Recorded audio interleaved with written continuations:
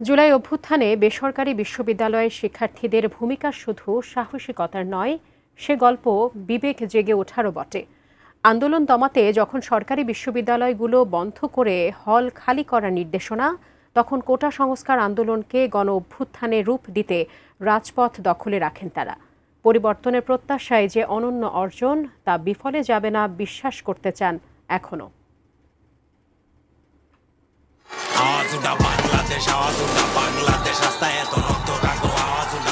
দেশের মা বোন যারা আছে তাদের গায়ে এভাবে পেটোয়া বাহিনী সরকারের তারা কিভাবে হামলা করে, ওই জায়গা থেকে নামা। আবু সাইদ শহীদ হয়ে যাওয়ার পর কি করলো, ভার্সিটির ঢাকা ইউনিভার্সিটি আর জাহাঙ্গীরনগর ইউনিভার্সিটির হল বন্ধ করে দিল। আমাদেরকে বিসি নিরাপত্তা দিতে পারে নাই, প্রক্টর নিরাপত্তা দিতে পারে নাই, এই জন্য ক্যাম্পাসটা ছেড়ে দিচ্ছি। প্রাইভেট ইউনিভার্সিটির স্টুডেন্টদের তখনই আসলে একটা বিশাল বড় টার্ন ব্যাক হয়েছে।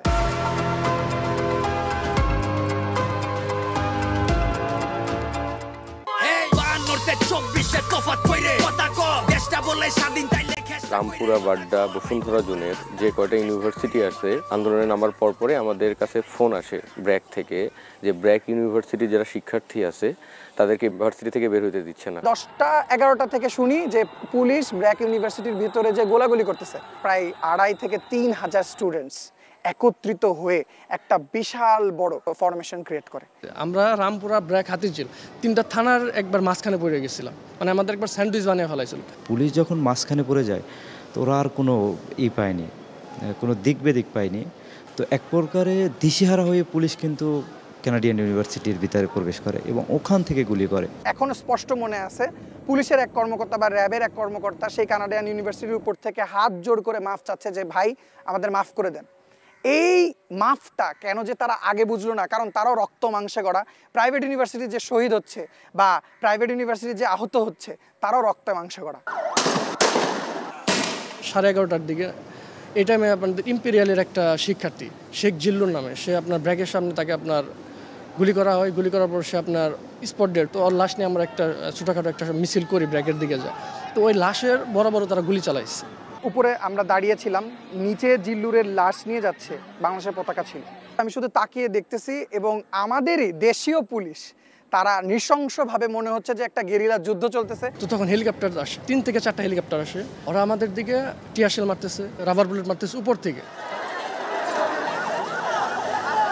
ভাইদের যেখানে গুলি মারছে সেখানে আবার এভাবে করে খুঁজে দেখতেছে যে তারা বেঁচে আছে নাকি, এমন সিনও আমরা দেখে আসছি। 9 দফা থেকে এই 1 দফায় আসে, কিন্তু আমরা তখন বুঝতে পারি যে এইটা আর সম্ভব না। মুক্তির লেগা যুদ্ধ কইরা মুক্তি নাই তোর মিলল কই, বাসার লেগা লইরা যদি বোবা হয়ে পয়রা রই। আওয়ামী লীগ সরকার 17 বছরে কিছু করতে পারুক না পারুক একটা কাজ করে গিয়েছে।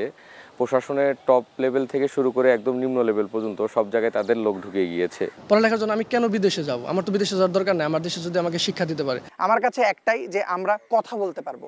আমরা কথা বললে কেউ যাতে আমাদের মুখ আটকে না ধরে। আমি ভুলে যাই কিভাবে বলে চিত্র করেছে মুগ্ধকে, তুমি ভুলে যাও আবু সাইদের বিশ্বাসে ভরা বুকটাকে।